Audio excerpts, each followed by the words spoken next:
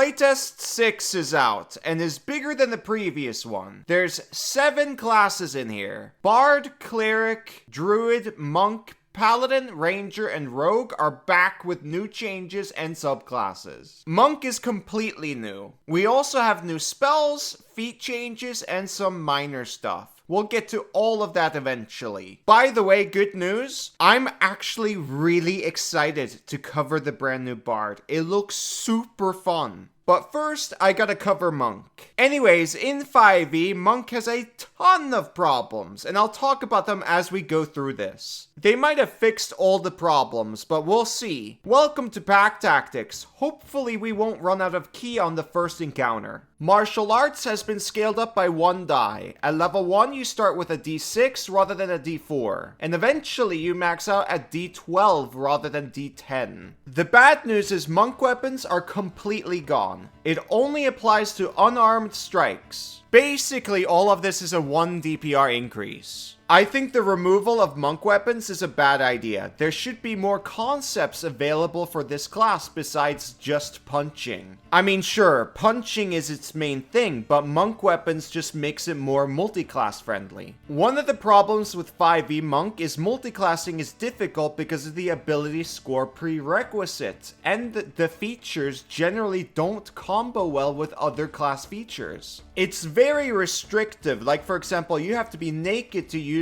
unarmored movements. The removal of monk weapons isn't going to improve multiclassing. It's going to make it worse. They might have plans for Kenzie, but we're just gonna have to wait and see. Next feature is called Describe, where you can get professionally written box descriptions of basically everything. Over 10,000 scenes. Describe is massive, and today I'll be talking about the huge sound library. I use it for my videos for sound effects and music sometimes, and it can absolutely be used at your table. I mean, sure, Skyrim music is good to listen to while playing D&D, but the problem with those songs is that it doesn't immerse me because I think of Skyrim rather than D&D at that point. With Describe, there's over 550 songs, and it's all professionally composed original tracks you've most likely never heard of. I'll be playing some of those tracks throughout this video. And that's not all. There's a massive collection of maps with descriptions at points of interest. And all of this, including the sound library, can easily be integrated into Foundry now. I highly recommend you check it out, and if you do, please use the link describe.com/packtactics. And if you like what you see, use the code PACKTACTICS at the checkout to get 10% off your first subscription payment. Back to the video. No, that wasn't a monk feature, by the way. I lied. But Kobold! They get weapon mastery to make up for lack of monk weapons! I do think masteries are better than monk weapons, but everyone except full casters get this too. So this isn't anything unique, and that's the problem. I think half-casters shouldn't get masteries at all. There needs to be more of an appeal for picking martials. Anyways, I'm gonna cover weapons in another video. There are some changes, but nothing huge. This table is still relevant. Monk picks 2 simple weapons to get masteries in, and you can swap them later on a long rest. The most appealing is Dagger for Nick to make more attacks, and a ranged weapon like light crossbow or short bow. They still haven't fixed juggling, so there's bound to be some funky interactions in here. I don't feel like covering it right now. I want to monk. Ki, now called Martial Discipline. That's the only change. The scaling is also exactly the same. This is going to have the exact same problem as 5e. By the way, I'm just going to call it Ki throughout this whole video because it's a cooler name. And I suck at talking. You guys have no idea how much I edit out. Anyways, like 5e, this monk only has 1 resource pool. You don't get a lot of it, and almost everything costs ki. Some of them cost multiple ki to use. The good news is you still get resources back on a short rest. But these features you're using doesn't have a long-lasting effect like 5e Warlock does with Hex and Hypnotic Pattern, for example. It's usually just a one-turn thing like slightly more single target damage, and that's it. This is not going to change. Oh wait, there we go. At level 7, you get a feature called Heightened Metabolism. It lets you take a 1-minute rest to get the benefits of a short rest. You can only do it once per long rest. This is massive. However, this should come at level 2 with martial discipline. Like, come on guys, having extra resources for Flurry of Blows isn't broken at level 2. Speaking of Flurry, I need to talk about monk damage real quick. A tier 1 party playing normally is probably not gonna notice that this monk is bad. But as soon as level 5 and especially 11 comes around, that's where you're gonna notice that the monk is falling behind. Fun fact, in 5e before Tasha's came out, at level 20 your DPR was like 27 if I remember right, if you used Flurry of Blows. That was assuming 60% to hit. That's basically like Eldritch Blast damage, and it's using a resource. It's so bad.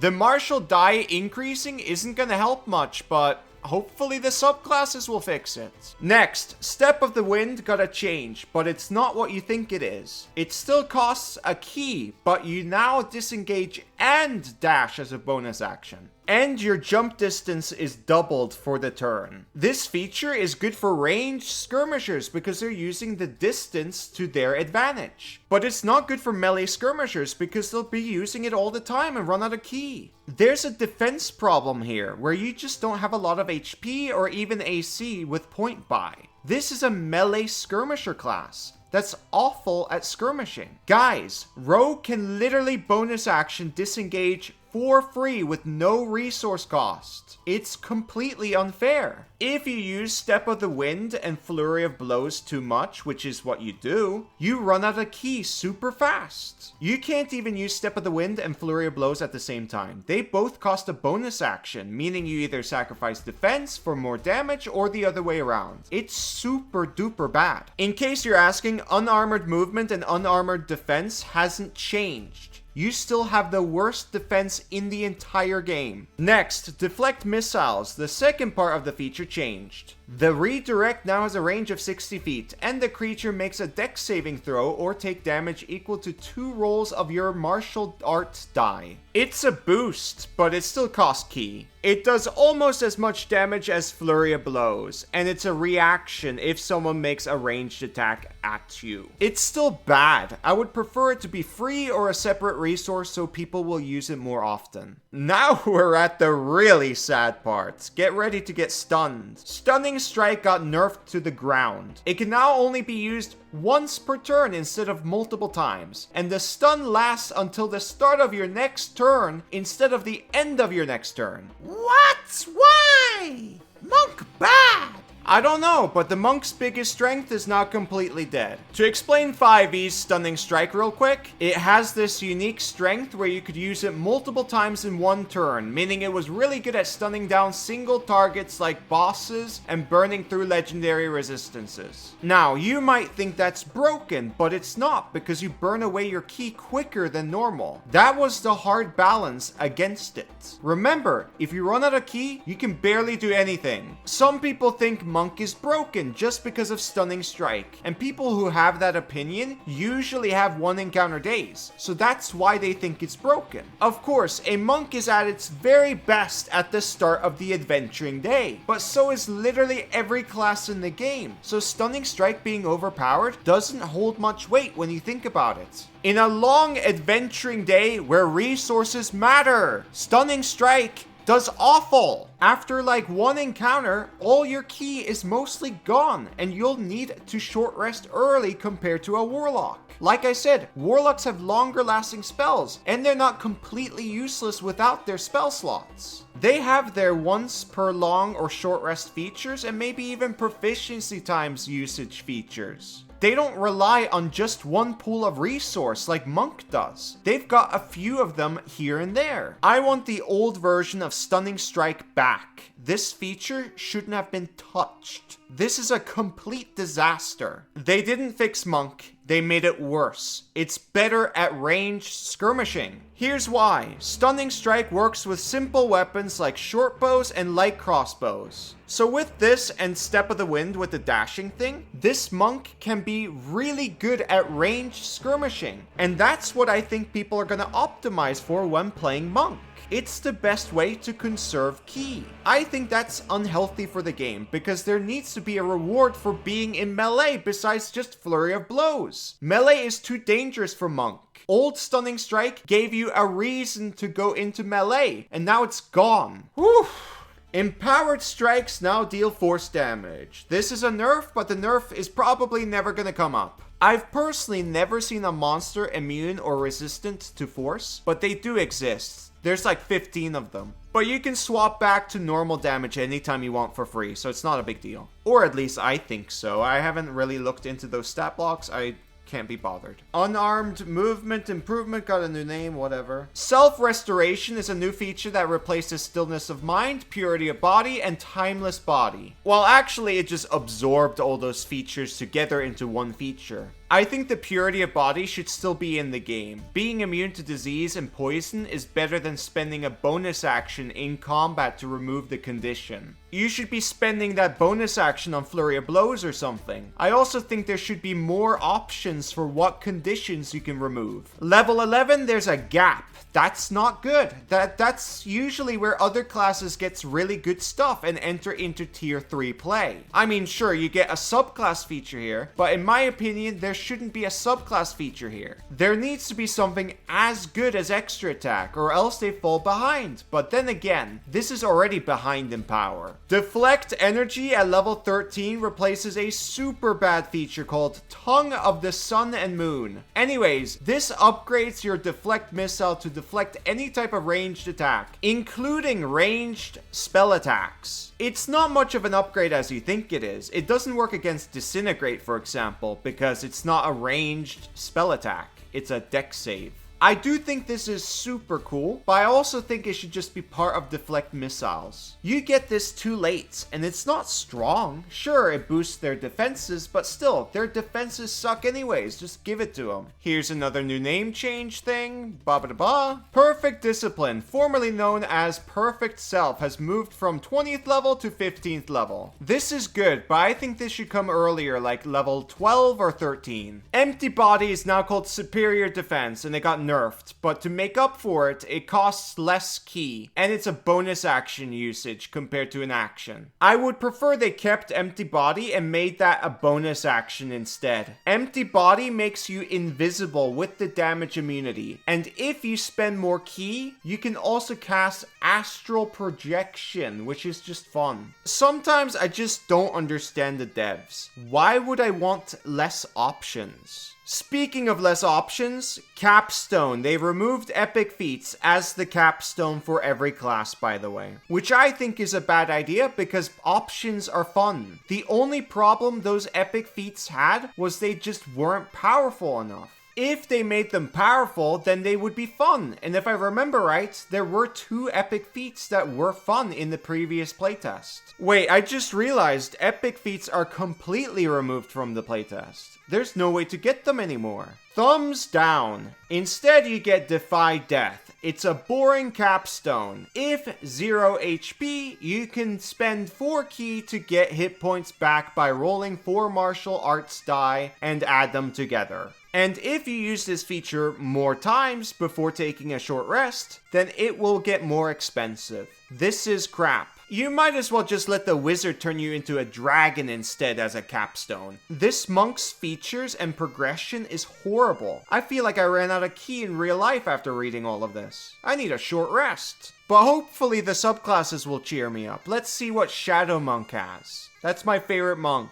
Shadow Arts lost the best spell, Pass Without Trace. Sure, Surprise is nerfed, but Pass Without Trace is still super good at party stealth and boosting the party overall. This makes Shadow Monk worse at team play in this team game. The good news is Darkness spell works differently now for you. You can see within the spell's area when you cast it, and you can move it 60 feet at the start of each of your turns for free. It still costs a ki to cast, by the way, and that's fine. This is really good and makes darkness less annoying for you and your team, but still, it's not 100% team friendly. There are moments where it will be team friendly, like fighting creatures who have pack tactics, for example, but other than that, it can get in the way, but it probably isn't that bad. Being able to move it 60 feet for free every turn is quite far, and darkness spell lasts a long time too. It's 10 minutes. Dark Vision spell is gone. Instead, you just get Dark Vision or an improved version of it. This is fine. Lastly, Minor Illusion is still there. Overall, this is a good feature power-wise. But I want Pass Without Trace back. Team play is healthier for the game, and having different options is good. Shadow Step is exactly the same as it was, and at level 11 you get an improved version of it. It allows Shadow Step to be used in bright light, and you can make a punch with it. This is really cool, I like it. Cloak of Shadow is now a 17th level feature. That's basically a brand new feature now. You spend 3 ki as a bonus action to become invisible, partially incorporeal like a ghost, and you can use Flurry of Blows without needing to spend more ki. This lasts for a whole minute. This is okay, but it comes too late, so I'm gonna rate it a bad feature. I think this subclass needs more work, and I also think Pass Without Trace should come back. Let's go to Hand. Open Hand technique. Adel got nerfed. It now requires a save. Before it didn't. This change sucks. Wholeness of Body now requires a bonus action rather than an action, and you can use it a number of times equal to your Wisdom mod and regain on a long rest. This is the first time I've seen a different resource pool that's not ki so far. Oh wait, never mind. It says right here you can spend 1 ki and roll your martial arts die. I understand why they put the restriction here, but just please, just make it a different resource. Don't make everything ki, it's so annoying. Level 11, Fleet Step. New feature, Step of the Wind doesn't cost ki anymore. This is an amazing feature, but Rogue can disengage for free as a bonus action at level 2. So this sucks. If anything, you know the dash part of Step of the Wind? This should be here at level 11, and Fleet Step itself should be part of Step of the Wind itself. Getting to level 11 just to finally cover up your defense somewhat is awful. Everyone else solves this problem in just a few levels. Quivering Palm has been nerfed to the ground. They even wrote it was too powerful, even though it's a level 17 feature. Meanwhile, wizards are turning people into dragons. Their compass on what is powerful is so incredibly off. They just absolutely hate giving marshals anything strong. Elements, last one. I haven't read the 5e version in like 5 or 6 years. It's one of the worst subclasses in the whole game. Now, first off, I'm surprised they didn't make this a half-caster. There's a lot of people out there who want a half-caster monk to exist, but nope. They instead just gave them regular features again. Anyways, Elemental Attunement. You know, a new cantrip called Elementalism. It's nothing exciting, it's like Thaumaturgy. I might bring it up in another video. This is already super long. In addition, at the start of your turn, you can spend 1 ki to imbue yourself with energy that lasts 10 minutes. And you get the following benefits. Elemental Strikes. You can change damage types to Acid, Cold, Fire, or Lightning. And when you deal one of these types with your punch, the creature has to make a strength save. On a fail, they get moved 10 feet towards or away from you. Your choice. The second benefit is 10-foot reach with your punches. This is really good, I like it. It lasts a long time too. Next, Environmental Burst. You spend 2 ki to cast AoE damage. It's a 20-foot radius sphere centered on a point within 120 feet of yourself. You have 4 damage types to pick from, and it's a dex save.